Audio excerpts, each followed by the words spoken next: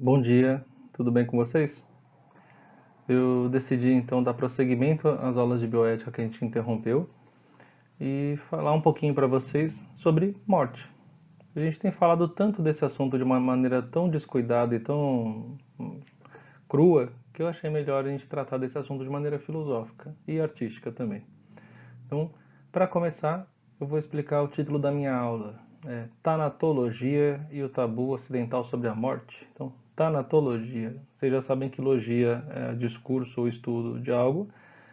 E thanatos, talvez alguns saibam, é a personificação grega da morte. Então, é como se fosse um anjo da morte. Aquela figura da morte com uma foice, ceifando vidas. Mas não tem a foice na Grécia. É basicamente um anjo que leva você para o submundo do Hades. Então ele é um auxiliar que tira a gente daqui e leva para lá, do pro outro lado da coisa. Então, por que eu falo de tanatologia? Eu que inventei isso? Não. A medicina trabalha com isso. Tem uma área que chama tanatologia forense. Então, se vocês, por exemplo, quiserem se tornar médicos legistas, além de examinar cadáveres, vocês também podem fazer serviço de investigação e ajudar a desvendar crimes e desvendar mistérios, né, como acontece na TV. Então tem uma série de técnicas que vocês podem estudar para entender há quanto tempo a pessoa morreu, o que aconteceu com ela. E por que eu falo de tabu ocidental sobre a morte? Ora, enquanto eu pensei em fazer essa aula, eu já pensei, puxa, talvez dê problema com alguém esse assunto, certo? Então, só que é necessário falar disso. É um assunto natural, literalmente, né? Então, tabu significa proibição tribal. Alguma pessoa que deva lembrar aí das minhas aulas talvez tenha ouvido isso. Tabu é uma palavra da Polinésia, até onde a gente sabe, fica lá do outro lado do mundo. E tabu significa algo sagrado. Então, quando eu falo que algo é sagrado, quer dizer que eu não posso tratar daquilo a qualquer momento. Então, tabu ocidental porque no nosso lado aqui do mundo a gente tem problema para tratar desse assunto, tem uma série de delicadezas que tem que ter para poder tratar disso e não é fácil para a medicina, por exemplo, interagir com esse assunto porque tem várias culturas aqui no Brasil, por exemplo, várias religiões, então nem sempre você pode fazer um procedimento médico por causa disso, tá? Mas a gente não vai falar disso ainda. Eu vou falar de uma maneira filosófica sobre a morte, então ainda não é médica. Bom, a gente começa falando de um dos filósofos aí que eu acho legal citar, que é o Cícero. Então tem essa frase dele que filosofar não é outra coisa senão preparar-se para a morte. O que significa isso? A tranquilidade sobre os fatos também, certo? Então, o Cícero ele tem uma curiosidade que ele viveu um pouco antes da nossa era e ele foi tecnicamente executado ou assassinado, se vocês quiserem. Então, por que eu falo executado? Porque ele sabia que ia fazer isso e se entregou para a morte. É isso que dizem que aconteceu com ele. Ele era um político importante, um bom líder para várias pessoas, mas também criou inimigos, porque na política acontece isso às vezes, né? E ele se ofereceu para a morte, ele sabia que ia acontecer. Então, filosofar não é outra coisa senão preparar-se para a morte, certo? Então, preparar-se para encarar as coisas que acontecem, as coisas naturais. Não é disso que o filósofo deve se ocupar em pânico ou algo assim. Ele deve encarar com naturalidade aquilo que ele sabe que é inevitável, certo? Então, é um estado de tranquilidade que todos nós desejamos, muitos de nós não conseguem, né? Não é uma ideia confortável, mas os filósofos dizem que é possível. Temos também aqui uma outra perspectiva que eu gosto muito, que é a do Epicuro, que é uma frase que está em muitos livros de filosofia. O Epicuro ele deixou poucas coisas aí ficaram até hoje, porque ele foi perseguido pelo modo como ele pensava, inclusive depois de morto. Então queriam apagar ele da história. Ele fala que a morte é uma quimera, porque enquanto eu existo, ela não existe, e enquanto ela existe, eu não existo. Eu já não existo. Então significa o quê? Ele tira essa figura da morte, ele não considera a morte algo, ela é a ausência da vida, né? Então, se eu estou vivo, eu não devo me preocupar com ela. E quando ela chegar até mim, quando eu morrer, eu deixo de existir. Então, não tem momento para se preocupar com isso pessoalmente. Quimera, eu coloquei aqui a imagem de uma quimera, que é um monstro mitológico, uma besta mitológica, que mistura vários animais. Então, é um bicho impossível de existir, certo? Vocês já viram essa figura na literatura? Tem no Harry Potter, tem várias figuras aí da mitologia, da cultura. Aqui, no caso, é um leão misturado com um bode, com um dragão. Poderia ser um leão com uma águia e serpentes e algo assim. E tem uma palavrinha que é importante para vocês aí, que é o hedonismo. Então, o hedonismo é a filosofia do Epicuro, que fala que a gente tem que buscar o prazer.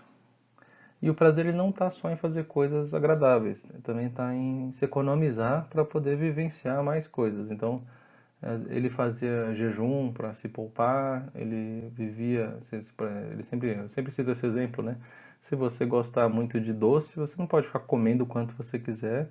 Se você quiser comer o resto da sua vida doce, você tem que comer pouco, para você poder ter uma boa saúde e aproveitar bastante. Então, o hedonismo ele tem esse princípio de você aproveitar as coisas com comedimento, sem vício, certo?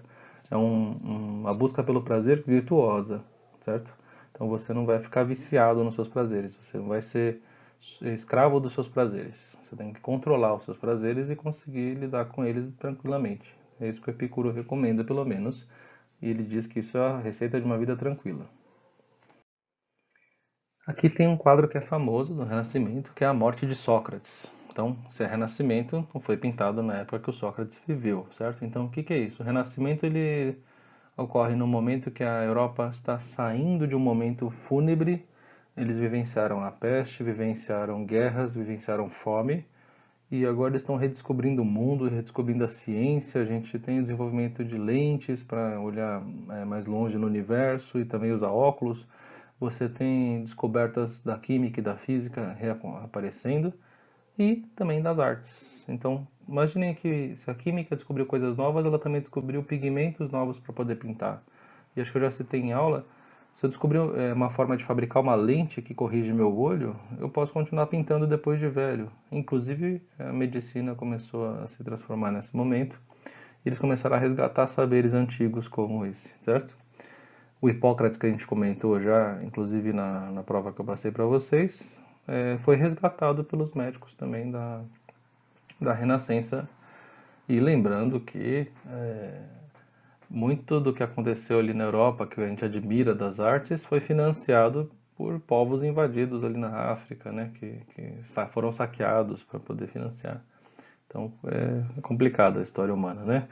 Essas coisas belas que nós vemos custaram bem caro para nós depois. Bom, eu separei em três partes o quadro porque existe essa coerência nas pinturas renascentistas, certo? Então, eu vou rapidamente aqui mostrar para vocês. Em cima eu vou deixar o quadro inteiro e embaixo eu vou circular algumas coisas. O que que nós vemos aqui? A morte de Sócrates. Quem é o Sócrates? Sócrates é este homem que eu deixei cortado aqui, que está fazendo um discurso.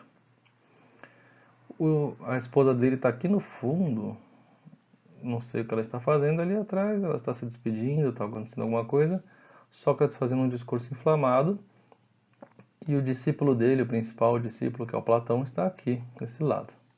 Então, o resto das pessoas todas não é tão importante, são os parceiros aí deles, os filósofos que acompanhavam também. Tem um homem aqui que está dando uma coisa para o Sócrates, que é um cálice. Vejam, ele vai tomar o veneno que vai levá-lo à morte. Sócrates sabe disso, ele foi condenado ao suicídio, talvez eu já tenha comentado, e diz o escrito que sobrou dessa situação aqui, que o Sócrates tomou esse veneno e foi avisado, olha, não fica falando muito que vai acelerar, vai circular mais rápido no seu sangue o veneno e você vai morrer. E ele falou que não se importava e fez esse discurso aí que vocês estão vendo aqui, coisas legais, detalhes legais. O Sócrates é musculoso e jovial, ele tem mais de 70 anos, mas tudo bem. Mas a ideia é a jovialidade da mente e não do corpo, de fato. O Platão está de costas por vários motivos. Algumas pessoas dizem uma coisa interessante, ó. A mente dele está virada para o outro lado. Isso tudo que vocês estão vendo aqui nessas duas partes do quadro seria imaginado por Platão, porque o Sócrates ele tinha uma tradição oral, ele não acreditava em escrita, e o Platão, que era o aluno, teria escrito tudo que a gente sabe que o Sócrates falou. Agora vamos pensar um pouco. Imagine se um dia eu ficar famoso, genial e não escrever nenhum livro, e os meus alunos tiverem que relatar tudo o que eu pensei e falei em vida. Eu acho que não ia ser muito preciso, né? Imagina as anotações dos cadernos de vocês servirem como base, né? Claro que o Platão era um pouco mais cuidadoso com os cadernos dele, eu espero, e ele descreveu aí tudo o que nós sabemos que o Sócrates pode ter dito. Então, a gente não sabe até que ponto ele exagerou, ele adorava mesmo Sócrates. Bom, nós temos aqui uma pessoa com dó, ouvindo com uma certa dó, pondo a mão no Sócrates com piedade aqui. Tem vários caras aqui atrás desesperados, tem um aqui lamentando, tem outro aqui lamentando, a esposa acho que deve estar lamentando, apesar que ela brigava com ele às vezes, porque ele era um cara meio chato. Bom, temos então aqui uma cena sobre a morte de um cara que não liga para ela, que ele está conformado, ele aceita a morte muito bem. Por que Sócrates está tão em paz? Ele foi condenado por corromper jovens e por supostamente ouvir vozes, ouvir umas entidades gregas lá, certo? Ah, se ele foi condenado por isso, porque ele era maluco? Não, porque essa tarefa de ouvir as entidades espirituais era dos sacerdotes. Então, um filósofo fazer isso, ele estava roubando esse papel. Isso foi uma acusação, né? Ele falava que as ideias dele não pertenciam a ele, mas ao mundo. Então, ele se inspirava no mundo, né? Enfim, espiritual. E a questão de corromper jovens é que ele ensinou a desobediência, de certa maneira, porque ele questionava a autoridade de qualquer pessoa em qualquer assunto. Podia ser um sapateiro ou governante. Ele questionava o que a pessoa pensava. Então, por isso que é um homem tranquilo aí, morrendo em paz, porque ele está satisfeito com o que ele fez em vida. Dizem que é uma das maneiras de você morrer tranquilo, você realizar tudo o que você queria, né? Então começa aí essa ideia renascentista de um homem chegou à terceira idade e fez tudo o que quis. Bom, aqui eu trago para vocês elementos do tarô. E aí, por que eu coloquei a última ceia de Jesus? Vamos entender já. Bom, primeira coisa, essas três cartas embaixo aqui, que vocês estão vendo, tem o número 13, caveiras com uma foice, e a cabeça, eu vou circular um deles aqui para vocês verem, está escrito a morte em francês embaixo. Tem a cabeça de um rei, a cabeça de uma rainha, e este esqueleto dançante aqui se mexendo, tem um certo sorrisinho nesses aqui, né? Bom, em cima vocês veem a donzela e um sacerdote, um rei, com esqueletos dançando ao redor. O que isso está sendo retratado aí? A morte está ao redor de todos, ela atinge a todos, não interessa a sua classe social, porque esse quadro ele marca também a relação da Europa com a peste. Peste negra, que atingiu a Europa inteira, matou 1/3 da população no mínimo. Tá? Foi a gente pode chamar de pandemia já, né? Que vocês estão acostumados com a palavra, mas foi a pandemia mais mortal que nós temos notícia. Tá? Morreu realmente um absurdo de pessoas, era um nível que a gente nunca imaginou que ia ver, e a Europa passou por isso no final da Idade Média, ali já saindo da Idade Média, tá? E de repente, quando passou a peste, a gente tem celebração da vida, a gente tem outras coisas. Então, o Renascimento ele vem dessa leva de pessoas aí que tem essa memória de um passado não muito distante de morte, certo? Então, o Renascimento ele é a afirmação da vida, das artes, de um monte de coisas interessantes. E aí você fala, mas tá bom, e o que isso tem a ver aqui com a aula? O nosso imaginário sobre a morte está ligado um pouco a esses elementos.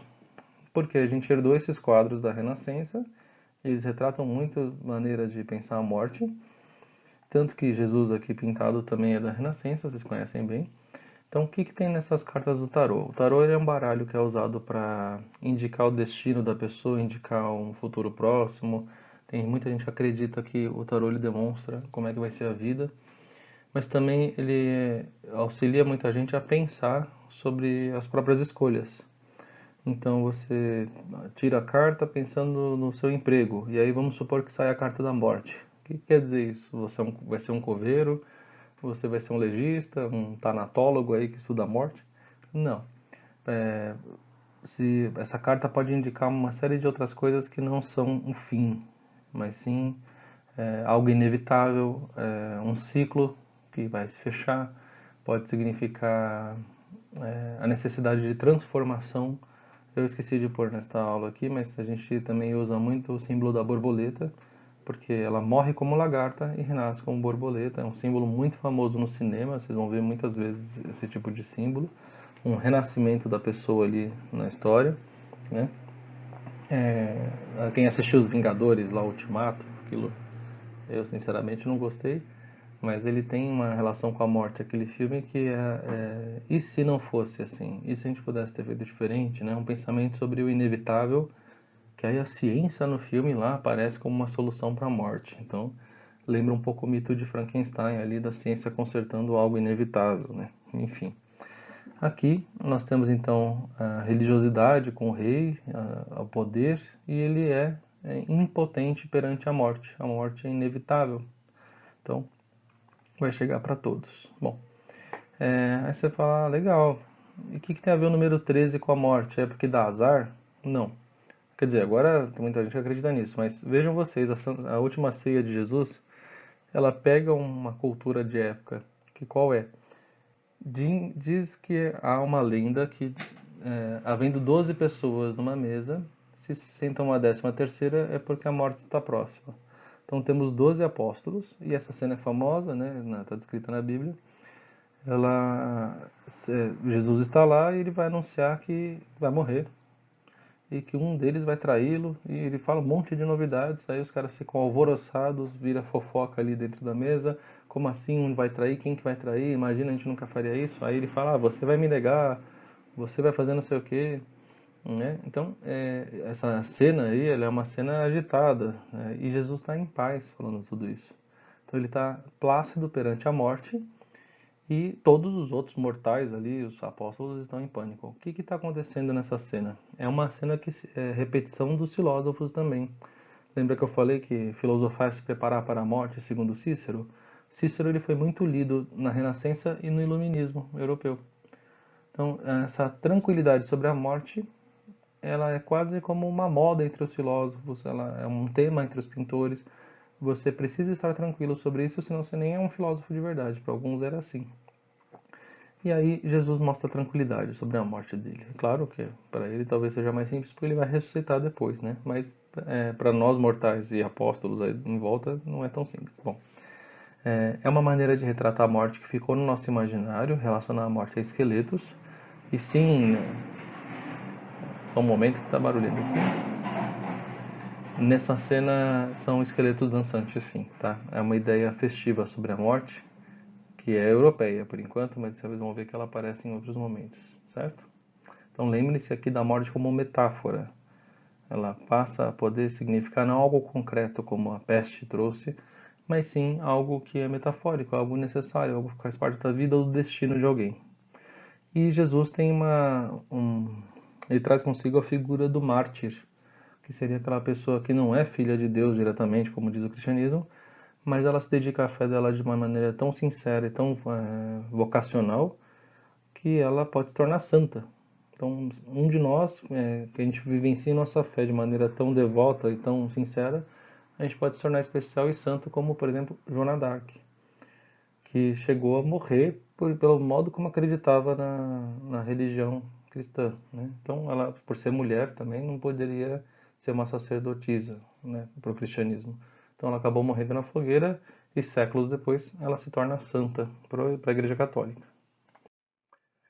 Aí vocês devem conhecer essa imagem. Aqui eu já vou falar da cultura mexicana um pouco. Então, essa frase do Otávio Paz aí, ele é Nobel de Literatura do México, e ele diz que nosso culto à morte é um culto à vida. Então, muita gente estranha essa maneira dos mexicanos lidarem com a morte. Eles também foram colonizados pela Igreja Católica, e, enfim, pela Europa hispânica, né? E eles absorveram uma parte dos símbolos cristãos, mas mantiveram uma cultura diferenciada sobre isso, que vocês conhecem bem, porque teve um filme também recente chamado Viva, né? Então, esse calendário aí que vocês estão vendo, que é o calendário maia, é um calendário circular, cheio de símbolos delicados, cheio de ícones. Então, é muito mais complexo que o tarô, por exemplo, né? É como se fossem vários tarôs juntos. E a contagem dele é diferente. Então, é uma contagem por ciclos. E a gente entrou em pânico em 2012, algumas pessoas mais supersticiosas ficaram doidas com esse assunto. O calendário maia, ele trabalha com a ideia de ciclo, e a gente interpretou do nosso jeito de hoje em dia, com a colonização cristã que nós temos, mas os maias, pelo que a gente entende, estavam descrevendo só que havia uma grande transformação no planeta a partir de 2012 para eles. Então, não significa necessariamente algo ruim, só que nossa cultura ocidental ela é tão medrosa que ela já atribui ansiedade a qualquer coisa que ela não conheça, né? Então, você vai falar de qualquer desconhecido, a gente entra em pânico. Bom, qual foi a nossa solução para sair desse pânico coletivo? Cinema.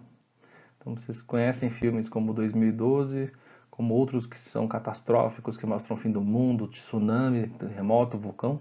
É uma maneira que a gente tem de lidar com os nossos medos dessas catástrofes. A gente retrata e assiste. Então a gente lida com o assunto logo de uma vez e vê como é que seria.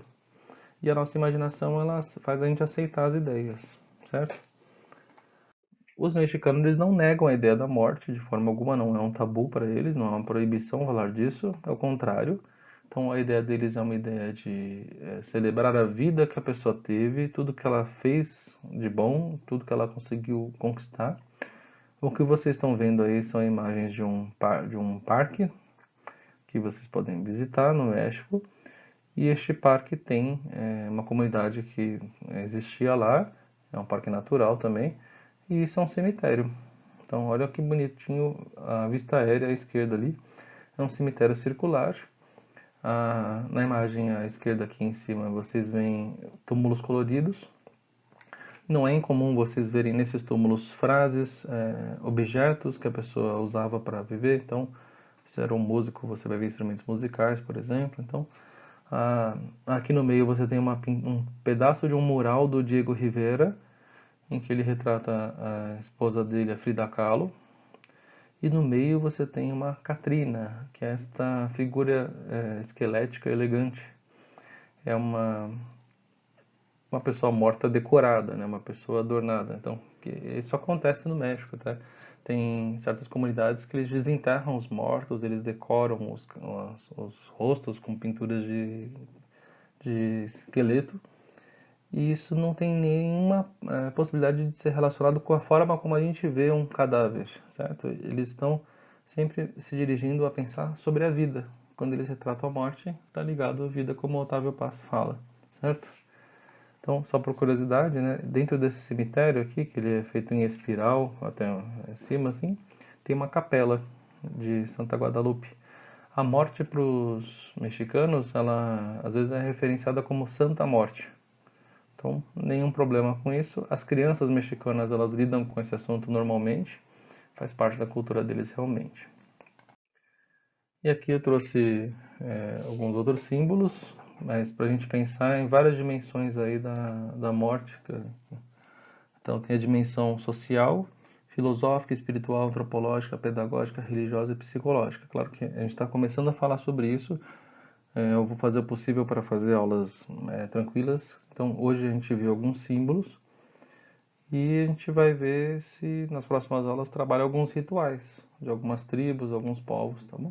Vou ver como é que a gente vai andar com esse assunto. Vamos ver a recepção de vocês para isso também. Então, tem uma lenda brasileira que eu acho muito curiosa, que é a de uma coruja pousar no telhado da casa de uma pessoa. E isso é um sinal de um presságio sobre a morte, né? Então, as corujas são animais noturnos, então elas pousam em cima de telhados e as pessoas elas acabaram relacionando isso à morte, né? Quando alguém morre, acontece alguma coisa, você fica impactado, você começa a pensar razões. Talvez seja a origem aí dessa lenda, né? Então, alguém morreu e aí a coruja tinha aparecido como ela fazia todo dia, mas a pessoa reparou nesse dia. Tem as superstições são curiosas. Eu trouxe o símbolo do Harry Potter também, que tem dentro do universo do Harry Potter tem o conto dos três irmãos, que conta a origem de três objetos mágicos lá, que é a varinha mais potente, a pedra da ressurreição, que lembrem-se, é a pedra filosofal, que ela ressuscita, e a capa da invisibilidade. Então são três truques que os três irmãos tentaram usar para escapar da morte, né? Então o Harry Potter ele trabalha muito com essa ideia de transformação e como outras literaturas que nós vimos na vida, a ideia de eternidade e de imortalidade ela é uma ideia que traz uma punição, é uma ideia que a pessoa que se torna imortal ela não fica bem. Então Voldemort, por exemplo, ele não aceita que ele morra. Então a história é em torno disso. Por exemplo, ele se torna mal, ele se torna desumano, ele é uma pessoa que deixa de ser um ser humano para se tornar um monstro, né? Bom, e aqui tem o símbolo de perigo aí que a gente relaciona com a caveirinha. Então, a nossa cultura, sempre que ela remete à morte, ela remete a perigo, remete a alguma perda, ela não consegue transparecer a ideia de esperança muito facilmente. A gente tem que ter um longo processo mental para pensar em esperança, em outro tipo de significado que eu mostrei para vocês aí nessas culturas, certo? Bom, eu fico por aqui. Acho que já é muita coisa para vocês assistirem, se é que alguém vai ver isso. E agradeço a vocês. E se vocês quiserem, deixem comentários aí embaixo da atividade. Novamente eu vou colocar a opção para vocês clicarem só para me dizerem que vocês passaram pela atividade. Então eu vou colocar ali atividade visualizada. E eu espero de verdade que o fato de eu ter gravado essa aula favoreça vocês, porque daí vocês podem acelerar o vídeo, pular partes, enfim. Qualquer coisa, façam contato e lembrem-se de levar a vida com tranquilidade, que o momento é de reflexão também, não é momento de produtividade, não é momento de se ocupar de uma maneira insuportável. A gente tem que ficar bem até a gente se rever, tá bom? Então, até a próxima aula e boa tarde.